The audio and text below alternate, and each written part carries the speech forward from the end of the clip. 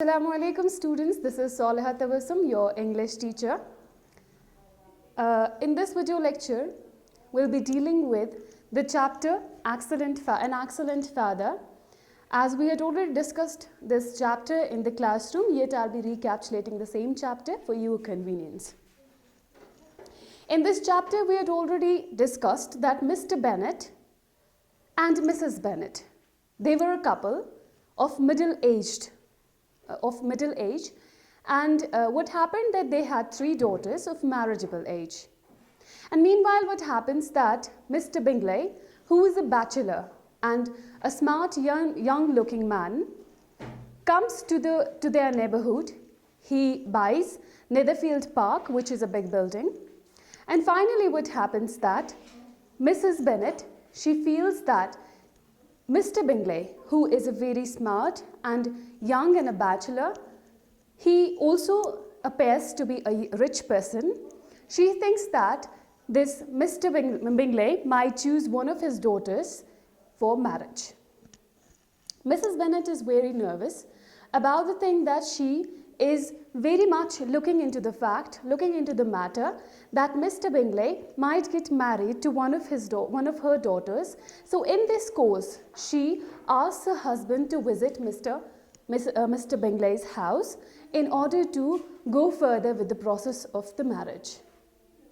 What happens that Mr. Bennet thinks that this visit is of no use. What happens that Mr. Bennet thinks that this visit is of no use, so he kind of asks his wife that what this visit is actually for. He kind of cracks some jokes as well.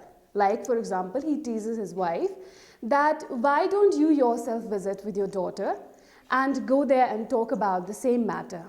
But in the meanwhile, he also says that you should not go with the daughters because he might choose you only in place of the daughters as you're more beautiful, which is actually a mockery upon her, a kind of tease.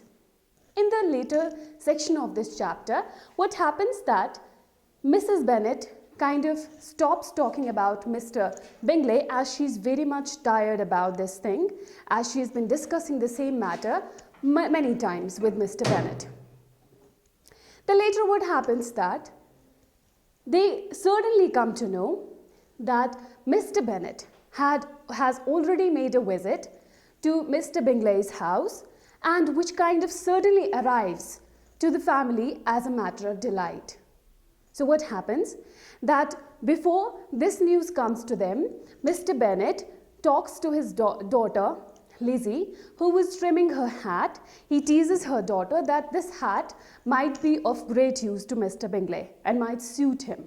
So what happens then?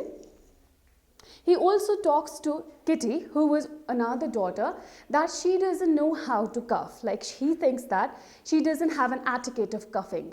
Then finally what happens that he certainly cracks this news in front of the family, and all the family is certainly very much happy and glad to hear the news. Obviously, that was a great news for Mrs. Bennet, as she was very much nervous about the thing that she wanted to take this opportunity as a great chance, as she thought that somebody else might take this chance into account. So what happens that when Mr. Bennet cracks this news, talks about the same visit that he had made to Mr. Bingley's house about the same purpose, all the family certainly is surprised and happy. Then what happens? Mrs. Bennet is very happy about it, and she talks to her daughters and exclaims that their father is one of the best fathers in the world. This is all about this chapter. Well, you might be searching for a theme in this chapter. There is no theme in this chapter as such, a moral theme.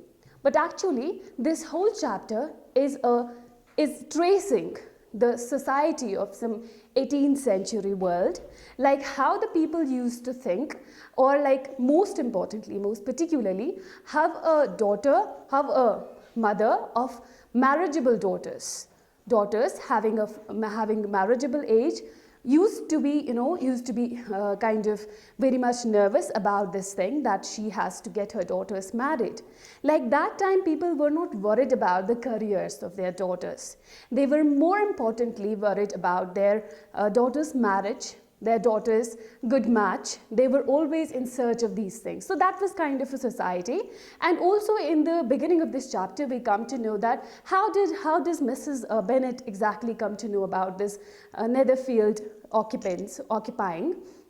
Like, how does she come to know it? Like, Mrs. Long visits them, and suddenly she cracks this news in front of Mrs. Bennet. This is something very usual and very common in our societies as well these days. Like, how do mothers come to know about the news in the societies? This is something that circulates when something new happens in the society. The mothers come to know before anyone else. Because usually we see that women usually gossip, who are not working ladies, they gossip about the things that happen newly in the societies. Likewise in 18th century, such used to happen, that people used to talk about their societies, their surroundings, more importantly than anything else. Like there was no discussion of the business, there was no discussion of the news, there was no discussion of the world. There was only the discussion about their society, their surrounding, their homes, their people, whatever the scenario used to be in those days. So likewise, what happened that in this chapter, we actually see a mirror of 18th century society, where people used to be more, concerned about the marriage of the women, of their daughters, so that they'd get married to their best people, to their best matches, and that was the main concern of the society. This is all about this chapter. We'll move to the next chapter, inshallah. Thanks.